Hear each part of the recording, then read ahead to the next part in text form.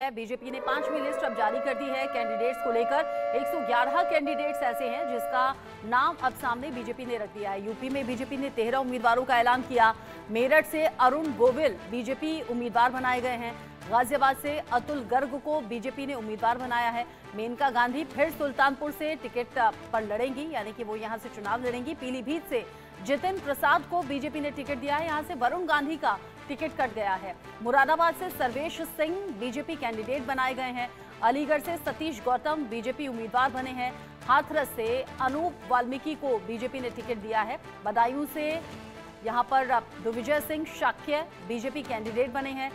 कानपुर से रमेश अवस्थी पर बीजेपी ने भरोसा दिखाया है और इन चेहरों को सामने रखने के बाद 111 कैंडिडेट्स के नाम सामने आ चुके हैं। मेरठ से अरुण गोविल को टिकट मिला है। अरुण गोविल जिन्होंने रामायण में प्रभु राम का किरदार निभाया था और साथ ही साथ जिस तरीके से इसमें 111 नामों पर भरोसा दिखाया है बीजेपी ने, इसमें कई ऐसे नाम हैं जो पाला बदलकर यानी कि दूसरी पार्टी से इस तरफ आए हैं और साथ ही साथ जो बड़े चेहरे हैं, सेलेब्स हैं, चाहे वो अरुण गोविल हो या फिर कंगना रनौत हो, इन सब के बीच में पश्चिम बंगाल से खबर जहां पर 19 सीटों पर उम्मीदवारों का ऐलान किया गया है।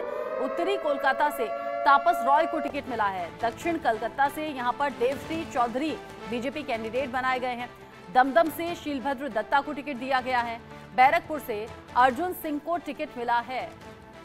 जिन चेहरों पर भरोसा दिखाया है बीजेपी ने सोच समझकर, और वो भी एक के बाद एक हुई मीटिंग में जब शीर्ष नेताओं के जरिए इन नामों पर मोहर लगी है, मंथन हुआ है। सबसे बड़ी बात ये फीडबैक नेताओं का लिया गया है और जितनी संभावनाएं जिस कैंडिडेट से लग रही थी, यानी कि जीत की जो प्रबल संभावनाएं लग रही थी, उन चेहरों पर बीजेपी ने भरोसा दिखाया है।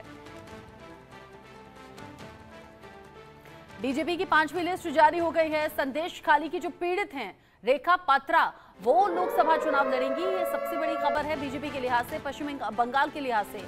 संदेश खाली की घटना जिसने देश को हिलाकर रख दिया, इसी मामले में पीड़ित रेखा पात्रा, जिन्हें लोकसभा इलेक्शन में उतारा है बीजेपी ने और पिछले 3 महीने से लगातार सुर्खियों में संदेश खाली बना हुआ है। संदेश खाली में महिलाओं के आंदोलन का चेहरा रेखा पात्रा रही और उन्हीं पर बीजेपी ने भरोसा दिखाते हुए टिकट दे दिया है। लोकसभा इलेक्शन लड़ेंगी संदेश खाली की पीड़िता रेखा पात्रा। बशीरहाट सीट से रेखा पात्रा को टिकट दिया है बीजेपी ने, यानी कि एक बड़ा दांव खेल दिया है।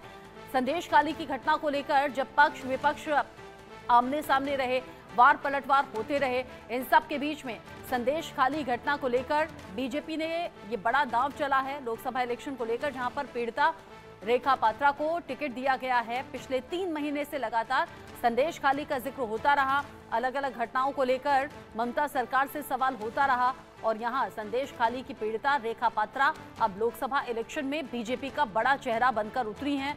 और जाहिर सी बात है, जिस तरीके से ये घटना घटी या फिर जैसे महिलाओं ने सड़कों पर आकर इंसाफ की मांग की, ऐसे में बड़ा सपोर्ट रहने वाला है, ये बीजेपी जानती है और इसी बात को देखते हुए रेखा पात्रा को टिकट दिया गया है। रैनिक दत्ता इस खबर को लेकर ज्यादा अपडेट के साथ जुड़ गए हैं कोलकाता से, साथ ही साथ अभिषेक सिंह लखनऊ से हैं, मेहंदी गर्ग दिल्ली से जुड़ी हुई हैं, जो अपडेट बीजेपी की लिस्ट को लेकर हम तक पहुंचाएंगे। लेकिन सबसे पहले रैनिक, रेखा पात्रा को टिकट देना बीजेपी का सबसे बड़ा दाव है पश्चिम बंगाल के लिहाज से। इमोशंस लोगों के जिस तरीके से पिछले 3 महीने में देखे गए हैं, उन इमोशंस का फायदा बीजेपी को मिलेगा।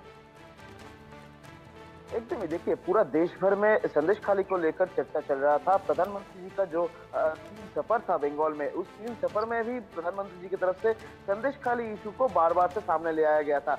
उसको सामने रखते हुए 2024 में एकदम साफ साफ था कि बंगाल बीजेपी के लिए संदेश खाली मेन मुद्दा होने जा रहा है। बंगाल का ये 42 सीट का जो लोकसभा के लिए, और अभी जो बीजेपी का 5th लिस्ट निकल आया है, उसमें जो बंगाल का कैंडिडेट है, उसमें सबसे सरप्राइजिंग कैंडिडेट यही है रेखा पात्रा, जो कि पूरा ये जो संदेश खाली का मामला, संदेश खाली का पूरा घटना में पहला जो कंप्लेन किया गया था, पहला जो मोलेस्टेशन कंप्लेन दायर किया गया था, जिसमें शिबू प्रसाद हाजरा और उसके साथ उत्तम सरदार के जैसे अभियुक्त गिरफ्तार भी हुए थे, वो रेखा पात्रा को बीजेपी की तरफ से कैंडिडेट डिक्लेयर कर दिया गया।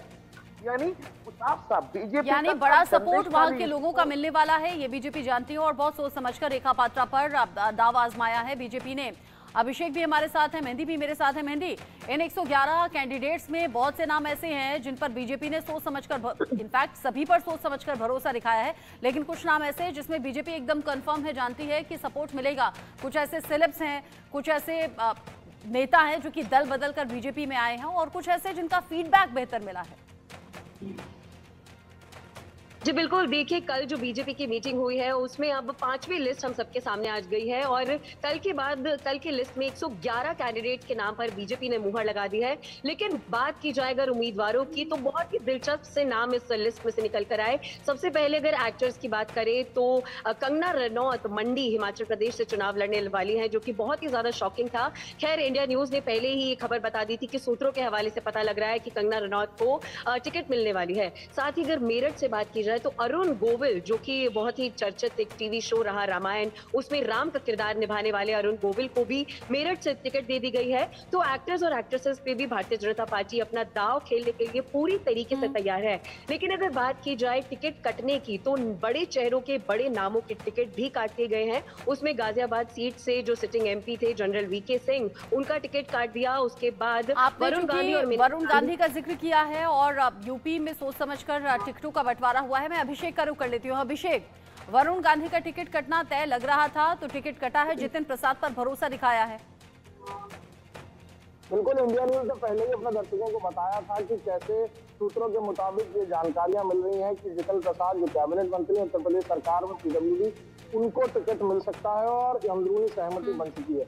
वैसा ही कुछ देखने को मिला, और कैसे वरुण गांधी का टिकट अब कट चुका है। और खबरें ये आ रही है कि वरुण गांधी निर्दलीय चुनाव लड़ेंगे।